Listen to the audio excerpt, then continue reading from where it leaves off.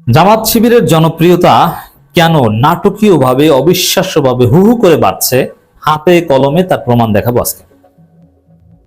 প্রথমে এই বিষয়টা বলে নেই যে জামাত শিবিরের জনপ্রিয়তা মারাত্মকভাবে বাড়ছে। জামাত শিবিরের জনপ্রিয়তার জায়গা দুইটা, একটা হচ্ছে ইসলামী আন্দোলন, একামত দ্বীন, কল্যাণ রাষ্ট্র, সৎ মানুষের শাসন, এগুলো বুঝিয়ে শুনিয়ে মানুষকে জামাতের প্রতি আকৃষ্ট করা, ছাত্রদেরকে শিবিরের প্রতি আকৃষ্ট করা। ক্যারিয়ার, জামাত শিবির মানে স্মার্ট, ভালো, উন্নত, এটা একটা দিক, এটা দাওয়াতি কাজের উপর নির্ভর করে। তবে এটা কখনো জ্যামিতিক হারে বাড়ে না, এটা ধীর গতিতেই আগায়। তো জামাতের যে এই অগ্রগতি, যেমন শিবিরের বিভিন্ন ক্রিয়েটিভ কার্যক্রম, যেমন ঢাকা বিশ্ববিদ্যালয়ে শিবির নবীন বরণ করছে। নবীন বরণে দেখবেন যে জমকালো যে আয়োজন, নবীন বরণের যে সেট এবং সেখানে যে মোটিভেশন এবং নবীন শিক্ষার্থীদের পাশে শিবিরের যে অবস্থান, এগুলো দেখে শত শত নবীন শিক্ষার্থী ইমপ্রেসড হয়ে শিবির করবে। কিন্তু এটা তো বছরে একবার। কিন্তু এর বাইরে জনপ্রিয়তার আরেকটা মানদণ্ড আছে, যেটা মারাত্মকভাবে জ্যামিতিক হারে বাড়তে পারে। সেটা হচ্ছে যে, যেমন বিকল্প, বাংলাদেশে বিকল্প যদি গণতান্ত্রিক রাজনীতিতে, বিশেষ করে এই ওয়েস্টমিনস্টার স্টাইল ডেমোক্রেসি, এমনকি প্রেসিডেন্সিয়াল ফর্মেও গণতন্ত্রে দুইটা পক্ষ থাকে, সরকার পক্ষ, বিরোধী পক্ষ। দল অনেক থাকতে পারে কিন্তু প্রাইম পক্ষ দুইটা। যেমন যুক্তরাষ্ট্রের পক্ষ আপনারা দেখেন দুইটা, ডেমোক্রেট আর রিপাবলিকান, কিন্তু দল কিন্তু আরো অনেক আছে, কিন্তু আপনারা কেউ নামও জানেন না। ইউকেতে অনেক দল আছে কিন্তু আপনারা জানেন দুইটা দলের নাম, লেবার পার্টি, কনজারভেটিভ পার্টি। ভারতে তো দল হাজারের উপরে দল, কিন্তু মূল পক্ষ দুইটা, কংগ্রেস আর বিজেপি। লোকাল লেভেলে আলাদা আলাদা আছে, কিন্তু এটা এভাবে দেখেন, গণতন্ত্রে সরকারের উপর মানুষ ক্ষুব্ধ হলে তখন বিরোধী দলের প্রতি তার জনসমর্থন অটো যায়। তো এটা জামাতের দাওয়াতি কাজের বাইরে সরকারের উপর যে মানুষের ক্ষোভ, এই ক্ষোভের ফলে জামাতের জনপ্রিয়তা অটো বাড়বে। শুধু এটা না, এর বাইরেও অনেক বিষয় আছে, যে সরকারের উপর মানুষের ক্ষোভ ছাড়াও ফরেন পলিসি কিংবা বিশ্ব রাজনীতি, ভৌগোলিক বাস্তবতা, শত্রুর আচরণ, এগুলোর মাধ্যমেও কোনো একটা দলের জনপ্রিয়তা বাড়ে কিংবা কমে। যেমন 1971 সালে আওয়ামী লীগের জনপ্রিয়তা এক বিশেষ কারণে, যে আওয়ামী লীগ মানেই বাংলাদেশের স্বাধীনতার পক্ষের, পাকিস্তানের নিপীড়নের বৈষম্যের বিরুদ্ধে, যার ফলে আওয়ামী লীগই ছিল একদম গণমানুষের দল। তো এখন এমন একটা পরিস্থিতি তৈরি হয়েছে বাংলাদেশে, যে আমাদের প্রতিবেশী ভারতে, পশ্চিমবঙ্গে, বাংলাদেশের সাথে যাদের বর্ডার সবচেয়ে বেশি, সেখানে উগ্র হিন্দুত্ববাদী সাম্প্রদায়িক শক্তি ক্ষমতা এসেছে। তো এই পরিস্থিতিতে বাংলাদেশের জন্য এটা মারাত্মক উদ্বেগ এবং উৎকণ্ঠার। বাংলাদেশের বর্ডারে যে কোনো সময় অঘটন ঘটে যেতে পারে, বাংলাদেশের বর্ডারে একটা যুদ্ধ ভাব চলে আসতে পারে, পুশব্যাকের ঘটনা ঘটতে পারে, বাংলাদেশের শরণার্থীদের ঢল নামতে পারে। অলরেডি সেই উগ্র সাম্প্রদায়িক গেরুয়া সন্ত্রাসীরা ক্ষমতা এসে হুমকি দিয়েছে, বর্ডারে হত্যাযোগ্য চালানোর হুমকি দিয়েছে ভিন্ন ভাষায়, যে এখন কিভাবে চোরাচালানি হয়, অমুক তমুক আমরা দেখে নিব। এর মানে বর্ডার ক্লিন করবে, তার একটা বৈধতা উৎপাদনমূলক বক্তব্য। তো দর্শক, এই পরিস্থিতিতে অলরেডি বর্ডার কিলিং শুরু হয়ে গেছে। এটা পশ্চিমবঙ্গের সাথে রিলেটেড সবসময় হবে তা না, বর্ডার কিলিং শুরু হয়ে গেছে, বাংলাদেশের মানুষকে হত্যা করা শুরু হয়ে গেছে। দেখেন, সীমান্তে, ব্রাহ্মণবাড়িয়া কসবা সীমান্তে ভারতীয় সীমান্তরক্ষী বাহিনী বিএসএফ 2 বাংলাদেশিকে হত্যা করেছে।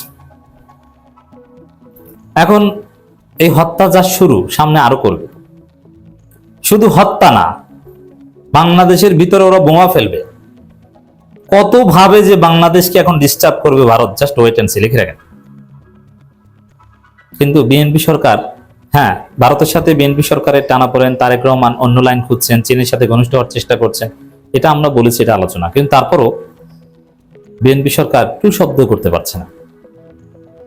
দেখেন, ব্রাহ্মণবাড়িয়া সীমান্তে, কসবা সীমান্তে বাংলাদেশি নাগরিককে হত্যা করেছে বিএসএফ।